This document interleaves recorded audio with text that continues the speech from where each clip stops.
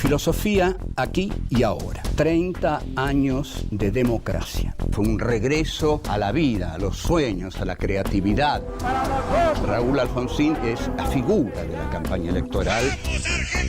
Surge la consigna: somos la vida, somos la paz. El gobierno radical iba a juzgar a los militares. Señores jueces, nunca más.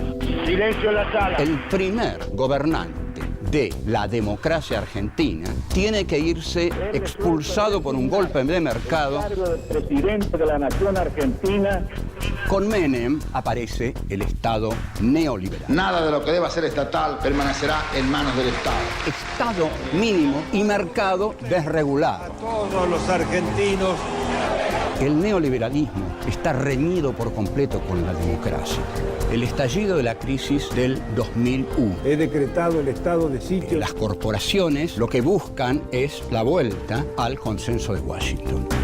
Con Néstor Kirchner, la política vuelve a la centralidad. La economía es un instrumento de la política. Me sumé a las luchas políticas creyendo en valores y convicciones a las que no pienso dejar en la puerta de entrada de la Casa Rosada. Los políticos no tienen carta blanca para hacer lo que quieren en la democracia. La participación del pueblo es siempre fundamental y bienvenida.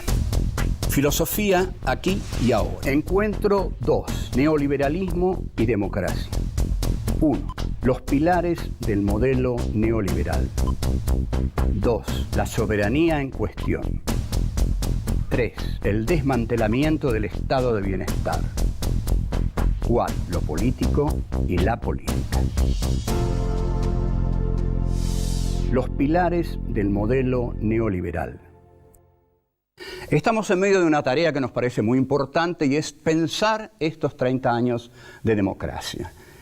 La democracia argentina, para su desgracia, se vio acometida por el neoliberalismo capitalista. Esto ocurre ya cuando se anuncia la candidatura de Carlos Saúl Menem, y se ve que Carlos Saúl Menem arregló con los grandes poderes del norte y aceptó el paquete neoliberal. Lo que querían hacer aquí era una especie de prueba piloto del neoliberalismo.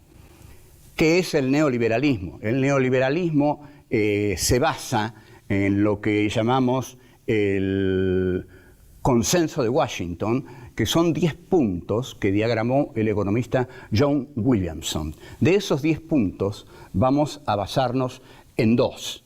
Estado mínimo y desregulación del mercado. Estos 2 puntos vienen de Friedrich von Hayek, que es la figura tutelar del pensamiento neoliberal, podríamos decir su creador.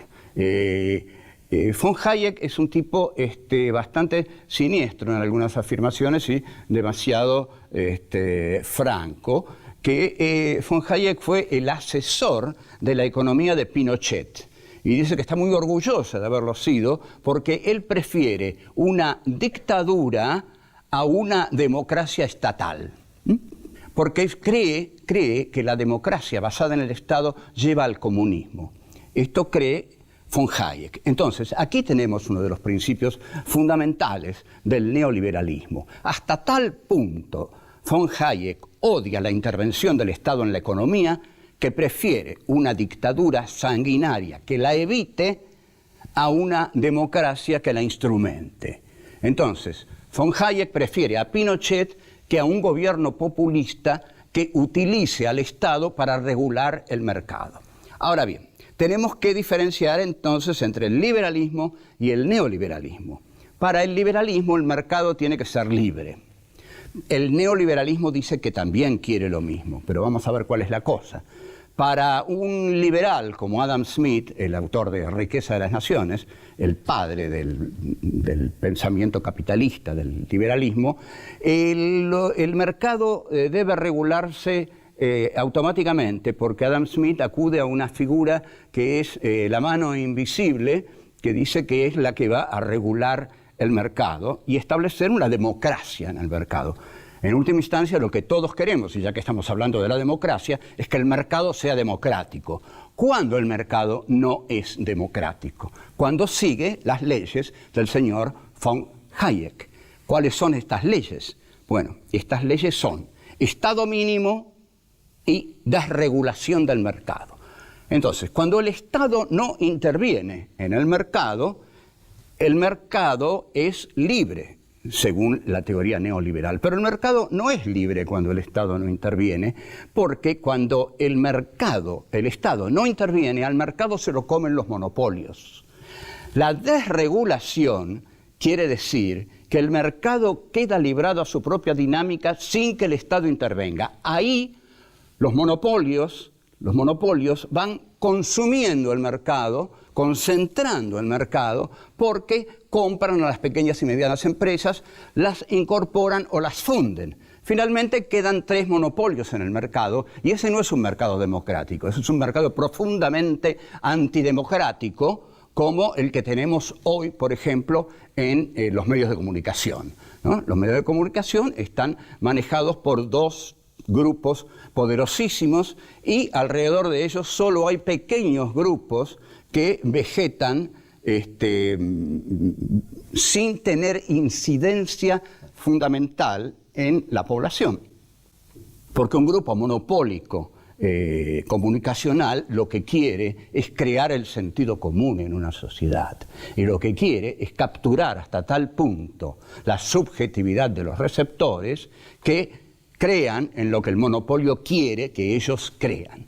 Entonces, la desregulación del mercado lleva a que nada lo regule, y cuando nada lo regule, los más poderosos se comen a los más chiquitos. Y esto es lo que pasa con la política del menemismo. El menemismo impulsa realmente la política de la Escuela de Chicago, de Milton Friedman, que siguen todos estos a von Hayek, y le dice a la población que siguiendo esa política vamos a acceder al primer mundo. Bueno, como una de las primeras cosas que hace la economía de Menem, muy monitoreada por Álvaro Alzogaray, que siempre ha sido un gran cuadro del imperio en este país, lo fue con Frondizi, lo es con Menem, nada más que Menem le hace caso. Frondizi, al no hacerle caso, lo echan los militares y se va Martín García. Ahora bien, Alzogaray dice, nunca creí vivir para ver la caída de la Unión Soviética y la desregulación del mercado en la Argentina. Cuando escuché esa frase de Alzogaray, pensé, ¿por qué tengo que vivir para ver la felicidad de Álvaro Alzogaray, que es mi desdicha y la de la mayoría de los argentinos? Y así fue. Volvemos. 2. La soberanía en cuestión. El menemismo implica la necesidad de pensar la complejidad que existe dentro del peronismo. Que el peronismo es complejo, lo sabemos todos. Ahora, en el momento del menemismo todavía se complejiza más. ¿Por qué? ¿Por qué? Porque Evita decía, le tengo más miedo a la burocracia traidora del peronismo, a los burócratas peronistas que se quieren enriquecer, que a la oligarquía que derrotamos el 17 de octubre. Eso lo dijo Evita en las clases que daba en la Escuela Superior Peronista en 1951. Y efectivamente, así es, con el menemismo aparece esa burocracia hambrienta, bulímica, que se quiere devorar el país para llenarse los bolsillos. Al frente de esa burocracia está su jefe, que es Carlos Saúl Menem. Se privatizan las empresas, se privatiza la soberanía nacional, se privatizan las empresas que el primer peronismo había nacionalizado, ¿no?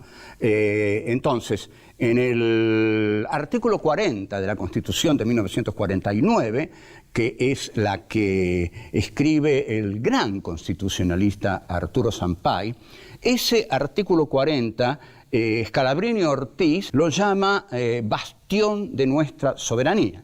Bueno, vamos a ver por qué es bastión de nuestra soberanía. El artículo 40 dice, la organización de la riqueza y su explotación tienen por fin el bienestar del pueblo dentro de un orden económico conforme a los principios de la justicia social.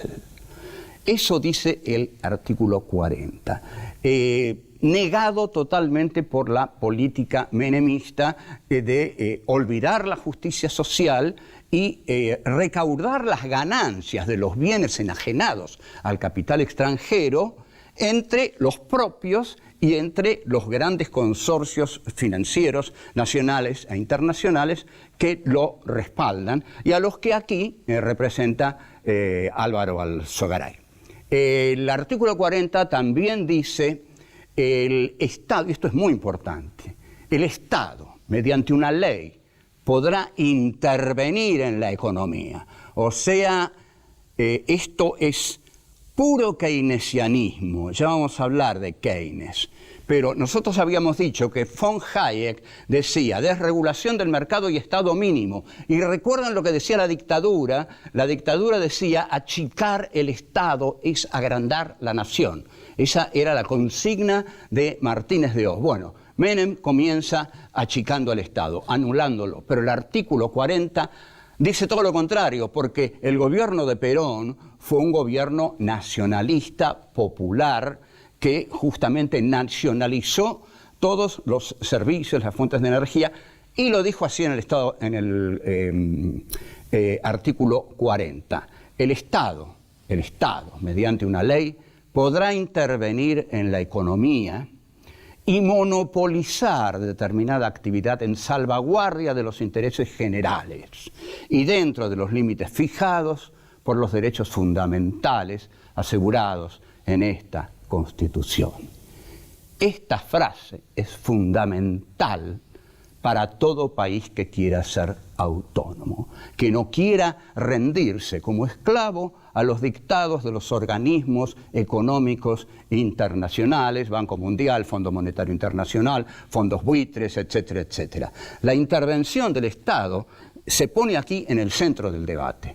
Si el Estado interviene, el mercado puede ordenarse en favor de los pequeños, de los menesterosos del mercado. Pero si el Estado no interviene, al mercado se lo comen los tiburones que se comen a los pequeños peces. El Estado tiene que intervenir para crediticiamente hacer crecer a la pequeña y mediana industria. Los minerales, las caídas de agua, los yacimientos de petróleo, de carbón y de gas y las fuentes naturales de energía son propiedades imprescriptibles e inalienables de la nación.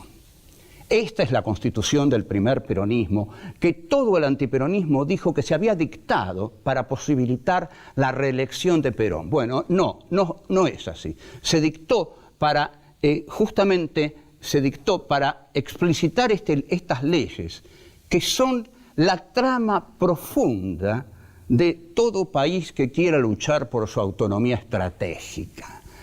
Entonces, no es casual que el artículo 40 de la Constitución del 49 haya sido retomado por la Constitución de la Unidad Popular de Salvador Allende. Cuando se privatiza, al privatizar,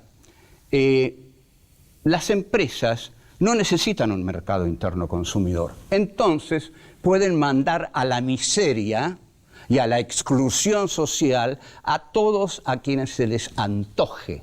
Mientras que la creación de una industria nacional necesita un mercado consumidor. Entonces ahí hay trabajo, hay sueldos, hay cobertura para el mercado consumidor, para que consuma lo que producen las industrias. Hay, digamos, una dialéctica entre industrias productoras y mercado consumidor. Volvemos. 3. El desmantelamiento del estado de bienestar. El estado de bienestar no solo es un concepto económico. Los conceptos económicos nunca son solamente conceptos económicos. Pero el estado de bienestar es un concepto humanista. Detrás del estado de bienestar está el deseo del Estado de estar al servicio de la población, de cuidar a la población del país. Y el estado de bienestar siente que es su responsabilidad, es garantizar el trabajo de la población. Ustedes denle a la población un trabajo digno, con un salario digno, y van a ver que hay que se reduce la delincuencia automáticamente en un 80% sin tirar un tiro. Pero hay que hacerlo eso. Para eso hay que proteger la industria nacional. Si la industria nacional crece y puede dar empleo pagándolo bien, no va a haber delincuentes. O va a haber muchísimos menos. Ahora, el asistencialismo no es lo mismo que el trabajo. Porque el trabajo es una obligación que el Estado y las empresas nacionales tienen con los ciudadanos.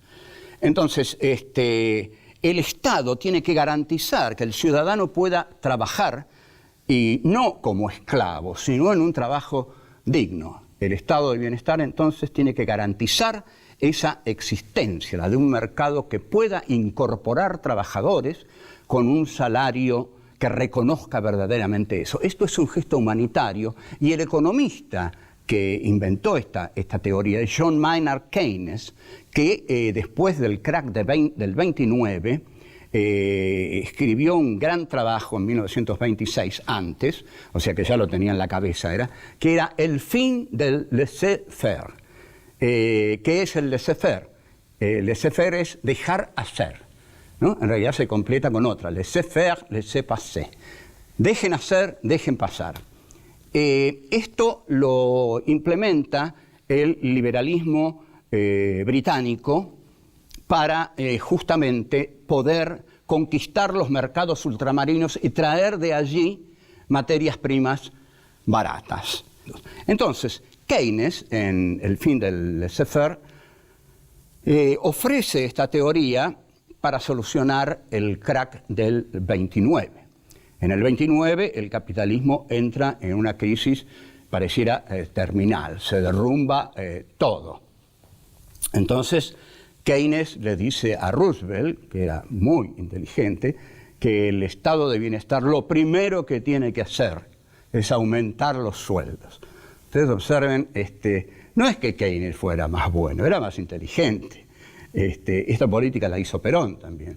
Primero, le dijo a Roosevelt, aumentemos los sueldos. Si aumentamos los sueldos, aquellos que reciben el aumento de sueldos van a poder comprar mercancías. Los que fabrican mercancías son nuestros industriales. Así vamos a rehabilitar la industria.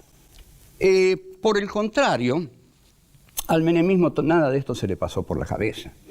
El menemismo siguió utilizando como materias primas a los bienes de capital nacional, como los trenes, los aviones, el petróleo, y los malvendió a todos, y se lo repartió en una fiesta infernal de la corrupción. Así, la Argentina contrae una deuda externa que duplica a la que ya había contraído el Martínez de Oz y la dictadura militar. El menemismo desmantela el estado de bienestar y realmente achica el Estado, cosa que los represores de la dictadura no habían podido hacer porque los militares dominaban las industrias militares, dominaban la aviación, y además los militares necesitaban al Estado para la represión. O sea que Martínez de Oz no pudo llevar adelante su plan de achicar el Estado. Bueno, con Menem tiene una gran oposición, pero también tiene un gran apoyo, porque Menem larga una medida que para la clase media argentina y alta o baja o lo que sea, es como maná del cielo, que es la convertibilidad. ¿Y qué es la convertibilidad? Es el sueño imposible de pertenecer al primer mundo y decir que un peso vale lo mismo que $1. Albricias, la clase media empieza a viajar por todo el mundo, y bueno, las clases altas ya viajaban y las clases bajas no viajan nunca, como siempre. Pero esta fiesta de $1, $1, reproduce la plata dulce de Martínez de Oz, que dijo: mi mayor conquista es haberle permitido viajar al pueblo argentino. Volvemos. 4. Lo político y la política. El Estado neoliberal que implanta el menemismo destruye al estado de bienestar. Todos aquellos que esperaban de ese político con aires de caudillo riojano, con las patillas largas, que andaba a caballo, que quería ser la reencarnación de don Juan Facundo Quiroga, fue esfumándose, las patillas se le fueron cortando y cada vez se vistió mejor, con trajes que brillaban. Y pronto, todos se fueron dando cuenta de que la cosa no iba para el lado del pueblo. Esto se veía venir y vino.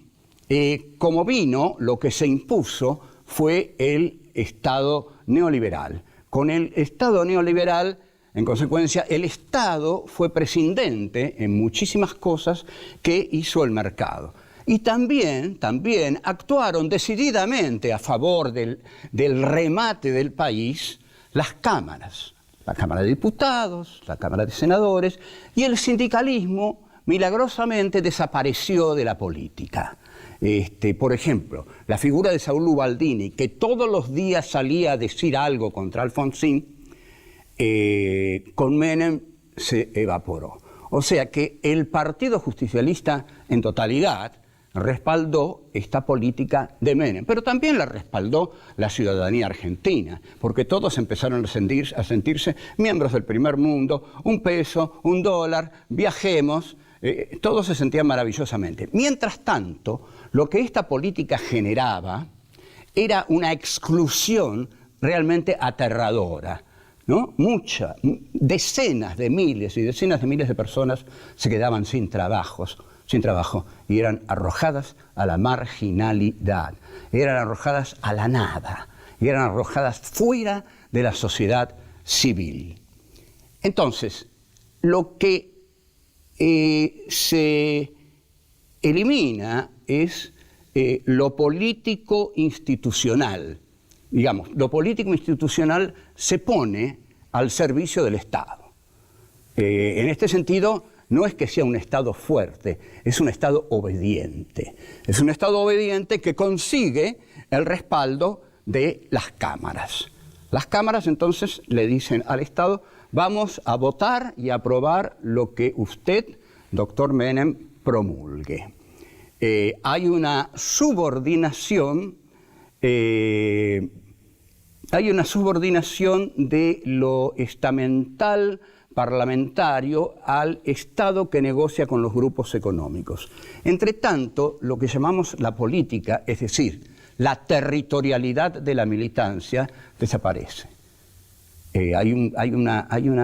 Y esto pertenece al espíritu de los tiempos, a las filosofías posmodernas que traen un aura de desencanto. Por ejemplo, hay un francés, Gilles Lipovetsky, bueno, que no vale mucho, pero ahí estuvo, en los 90, escribiendo libros como La era del vacío. Carlos Menem representó en la Argentina, a su modo, la posmodernidad y la caída de las certezas y la caída de lo que se llamaba las utopías y los grandes relatos, y representó también esa era del vacío. ¿Qué vacío? Un vacío moral. Ya la moral no tenía por qué angustiar a nadie. Hay otro libro de Lipovetsky que se llama el orden posmoral, algo así, donde inventa lo posmoral. Ustedes saben que cualquiera que pone pos adelante de otra palabra está inventando una teoría.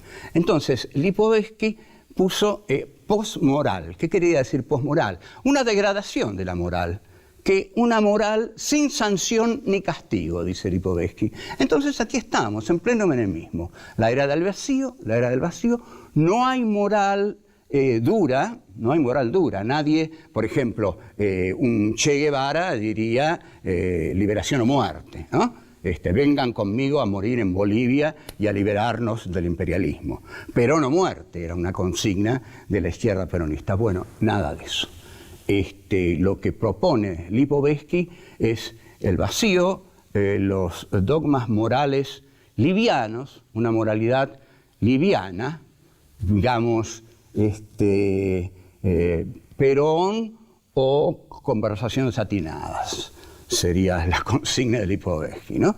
Y todo esto lo toma Menem y así se hace el menemismo, con una liviandad total, ausencia de moral y ausencia de militancia territorial, y entonces se sigue el orden natural de las cosas, que en el mundo era el orden del liberalismo, del neoliberalismo. De todos modos, Argentina fue una especie de conejito de indias del orden neoliberal. El Estado popular, nacional y democrático, por el contrario, se opone al orden natural de las cosas, porque ese llamado orden natural de las cosas es siempre el orden de los poderosos. Los poderosos imponen su propio orden en los hechos históricos, y a ese orden que ellos han impuesto a los hechos históricos lo llaman orden natural de las cosas. Igual que los grupos mediáticos que crean el sentido común. Crean el sentido común, lo que la gente habla todos los días. Esas verdades o semiverdades, convicciones que dice la gente, están fijadas por el poder mediático. Entonces, el país carece, con Menem, de una política propia que frene la avaricia descomedida de los agentes económicos. Y, por otra parte, se dan altísimas tasas de interés a lo que hoy llamamos capitales buitres, que son cómplices, porque usted, dígame, si usted tiene que invertir en algo y le dan el 40% por su dinero, usted tiene que sospechar que no le van a poder devolver el dinero. Entonces, su angurria, su avaricia, lo hace poner el dinero ahí. Y bueno, embrómese, mi amigo, se tendría que haber dado cuenta que estaba participando de una estafa. ¿Por qué? Porque el gobierno de Menem, en gran medida, fue una estafa para todos. La conclusión a la que debemos llegar es que el neoliberalismo está reñido por completo con la democracia, porque el neoliberalismo es una política económica, porque no hay economía que no sea política, para que los grandes sean cada vez más ricos y los chicos sean cada vez más pobres. Los grandes, a su vez, cada vez son menos y los pobres cada vez son más. Y esto no es democracia. La democracia es algo para todos. Y por eso hoy estamos hablando de ella y de lo difícil que fue y es mantenerla en la Argentina. Porque hoy ese problema se está dando también en la Argentina, ¿no? Están los que piden Estado mínimo y desregulación del mercado, y el gobierno que pide Estado de bienestar y regulación del mercado. Veremos. Chao, hasta luego.